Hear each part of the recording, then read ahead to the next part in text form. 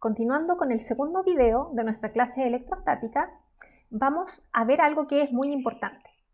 Como todas las fuerzas, la fuerza eléctrica es un vector, ¿de acuerdo? Y por lo tanto, pueden sumarse las unas con las otras, es decir, existe todavía el principio de superposición de fuerzas. La fuerza eléctrica no solo pueden sumarse entre ellas, sino que además, si tengo más fuerzas actuando, las voy a sumar con las demás, en un DCL, por ejemplo, ¿de acuerdo? Por el momento, para mantenerlo simple, vamos a trabajar solo con las fuerzas eléctricas, pero quiero que veamos que cuando estoy trabajando con varias cargas, voy a tener que, si quiero saber la fuerza que actúa sobre una de ellas, tengo que ver el total de las fuerzas que están actuando sobre esa carga. Y eso entonces es lo que vamos a ver con el ejemplo a continuación. La pregunta aquí es cuál va a ser la fuerza eléctrica que va a sentir la carga 3, que es la que está aquí en el origen. En este sistema tenemos una carga que está aquí en el sistema de coordenadas que nosotros fijamos, que lo vamos a seguir haciendo, ¿cierto? Fijar sistemas de coordenadas. Y a 2 centímetros a lo largo del eje X hemos situado una segunda carga Q1. Y a 4 centímetros de esta carga Q3 hemos situado una segunda carga, pero en este caso negativa, ¿de acuerdo? Entonces tenemos las cargas. Q1 vale 1 nanocoulomb, Q2 vale menos 3 nanocoulomb, es negativa, y Q3 tiene un valor de 5 nanocoulomb. Este es nuestro sistema de carga con las distancias que las separan y vamos a tratar entonces ahora de calcular cuál es la fuerza sobre la carga Q3, ¿de acuerdo? Lo vamos a hacer usando la misma ley que hasta ahora, la ley de Coulomb, que es, como sabemos, K por K1 por K2 dividido por la distancia de las cargas al cuadrado. Entonces, ¿qué hacemos primero? Vamos a calcular la fuerza 1 sobre 3, es decir, la fuerza que ejerce la carga Q1 sobre la carga Q3, ¿de acuerdo?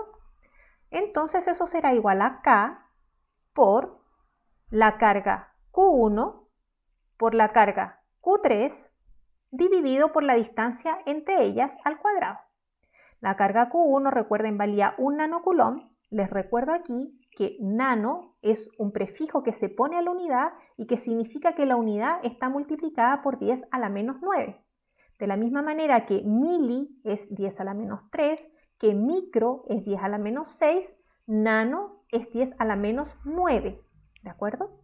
Por lo tanto, un nanocoulomb son 10 a la menos 9 coulomb, ¿sí? De la misma manera que para arriba, ¿cierto? Un kilómetro son 10 a la 3 o 1000 metros, ¿sí? Estos son los prefijos para que no nos perdamos con eso.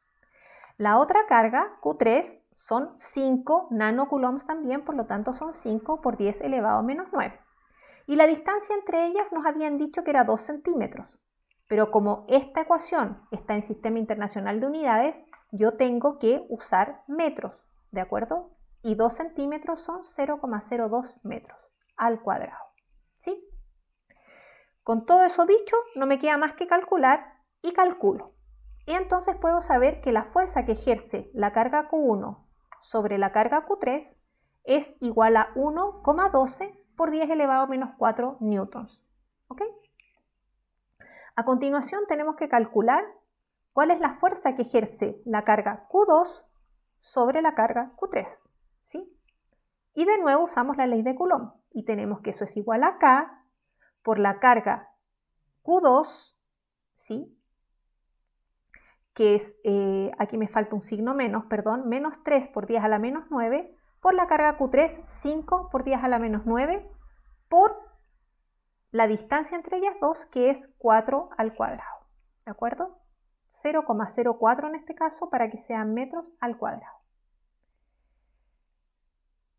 Si yo calculo, me queda que la fuerza 2 sobre 3, la que ejerce la carga Q2 sobre Q3, es igual a 0,84 por 10 a las menos 4 newtons. Entonces tenemos ya las dos fuerzas que van a estar actuando sobre Q3, ¿de acuerdo? La fuerza proveniente de Q1 y la fuerza proveniente de Q2, ¿sí? Démonos cuenta de algunas cosas. Primero, que la fuerza que ejerce 1 sobre 3, ¿sí?, es mayor que la que ejerce 2 sobre 3. ¿De acuerdo? Y esto se debe a las mismas cosas que observó Coulomb.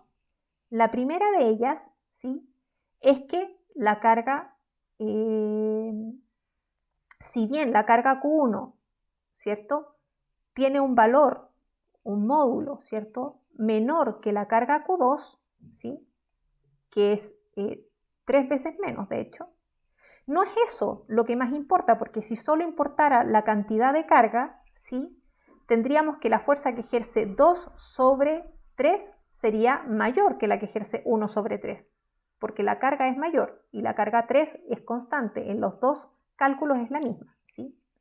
Sin embargo, chiquillos, y aquí es la cosa que uno tiene que ir dándose cuenta, lo que es más gravitante en la ley de Coulomb no es tanto la cantidad de carga, porque de eso depende proporcionalmente, sino que la distancia a la que se encuentran las cargas, puesto que ese término está al cuadrado, ¿sí? Por lo tanto, si yo aumento la distancia al doble, la fuerza cae a un cuarto, ¿ya? No es que si yo la aumento al doble, cae a la mitad, no, es cuadrático, por lo tanto, si yo la aumento al doble, cae a un cuarto. Por lo tanto, el hecho de que la carga Q2 esté al doble de distancia que la carga Q1 importa mucho más que el hecho de que tenga más carga.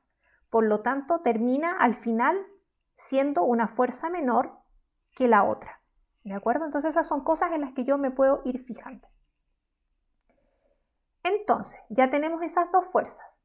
Si yo hago un diagrama de cuerpo libre sobre la carga Q3, lo que voy a ver es que voy a tener una fuerza 1 sobre 3 que es un poco más grande que la otra, por eso el vector aquí está dibujado un poco más grande, y que apunta hacia la derecha. Aquí nosotros no nos vamos a complicar con las cargas, con el signo de las cargas, sino que vamos a tratar de comprender hacia dónde tiene que ir el vector, por lo que sabemos que va a pasar, ¿sí? La carga Q1 y Q3 tienen el mismo signo, ¿ya? Por lo tanto, si Q1 ejerce una fuerza sobre Q3, esa fuerza es una fuerza de repulsión que va a tratar de alejar a la carga Q3. Por lo tanto, es normal, y yo por eso lo voy a dibujar así, que el vector vaya en esta dirección, porque lo que está tratando de hacer Q1 es repeler a la carga Q3, por lo tanto, con una fuerza hacia acá, ¿sí? Si en el mismo DCL yo dibujo la fuerza que la carga 2 ejerce sobre 3, voy a ver que tiene un tamaño de vector, ¿cierto?, que viene dado por el número que calculamos, pero que tiene una dirección hacia el otro sentido. Y eso también es explicable por los signos de las cargas, puesto que Q2 es negativo y está actuando sobre una carga que es positiva. Por lo tanto, lo que va a tratar de hacer Q2 sobre Q3 es atraerla, es decir, va a aparecer una fuerza en esta dirección, ¿sí? Porque Q3 aquí lo que hace Q2 es tratar de atraerla, de moverla hacia ella. Por lo tanto, la fuerza que va a aparecer va en esa dirección. De la misma manera que hemos hecho durante todo este tiempo que hemos estado trabajando, cuando yo tengo un DCL y tengo dos fuerzas que están actuando sobre él, puedo calcular una fuerza neta, ¿sí?, que va a ser la sumatoria de todas las fuerzas que están actuando sobre ese cuerpo. En este caso, la fuerza total sobre la carga Q3 va a ser igual a la suma de 1 sobre 3 y de 2 sobre 3, o sea, la suma que aparece aquí. Y por lo tanto, la fuerza total sobre 3 va a ser menos 28 por 10 a la menos 4.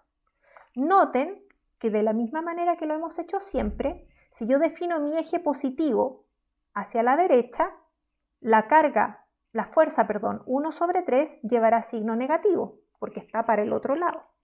Y 0,84 llevará el signo positivo, porque yo he definido mi eje positivo hacia allá. Si lo hubiera definido para el otro lado sería de la otra manera. Y en esto es lo mismo que hemos hecho siempre con los DCL y con las otras fuerzas.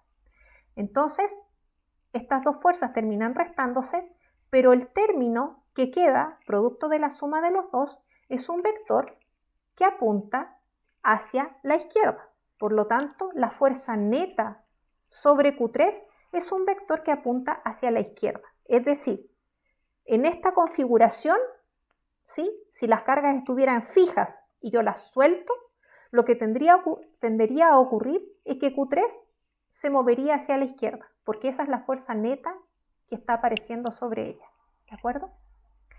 Hay otro punto importante que me gustaría hacer en este problema, y es que a pesar de que Q3 es una partícula cargada, ustedes se fijan, que es normal, no ejerce una fuerza sobre ella misma, ¿de acuerdo? De la misma manera que yo puedo tener una cierta masa, pero yo no me atraigo a mí misma, la fuerza eléctrica es lo mismo, ¿ya? Yo puedo calcular la fuerza sobre Q3 producto de la presencia de estas otras dos cargas, y en el cálculo de esa fuerza va a importar cuánta carga tiene Q3.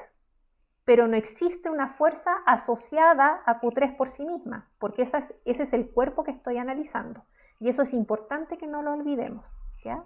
Por lo tanto, sobre Q3 va a aparecer una fuerza producto de la presencia de Q1 y producto de la presencia de Q2. Y para saber la fuerza total sobre Q3, yo voy a sumar esas dos contribuciones. Y lo que me va a dar entonces es esto que calculamos acá, una fuerza neta que va a apuntar hacia la izquierda, ¿ok?